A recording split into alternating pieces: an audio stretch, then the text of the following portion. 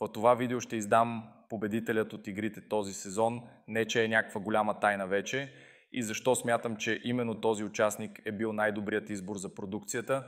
Така че предварително ще ви предупредя, че това видео съдържа спойлери.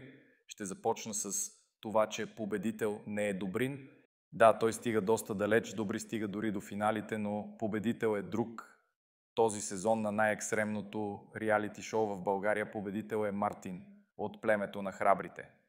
Този играч показа доста хладнокръвие и спокойствие от самото начало на предаването до сега, като все още продължава да демонстрира изключително уравновесено държание не само на арената, но и извън нея.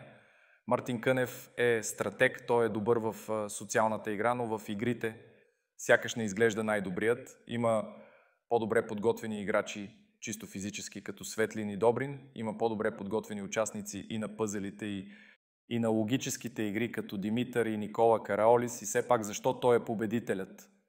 Моята теория за това е, че продукцията би предпочела предаването да бъде спечелено от по-смирен, харесван и уважаван от другите участници и играч.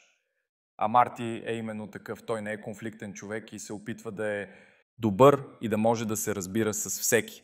Такъв беше и победителят от втори сезон – Милен. Четвърти сезон бе спечелен от провокативният сърбин Алекса и доста голяма част от участниците, както и от зрителите, останаха крайно разочаровани.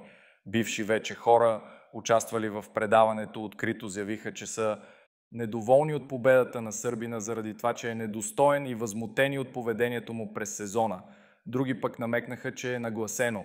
С избора на Мартин за победител по-малко вероятно е другите участници да бъдат афектирани или ядосани на продукцията за избора си. Това е моето мнение. Ще се радвам да прочета и вашето мнение. Също така, мислите ли, че някои игри се нагласят според възможностите на участниците? Споделете долу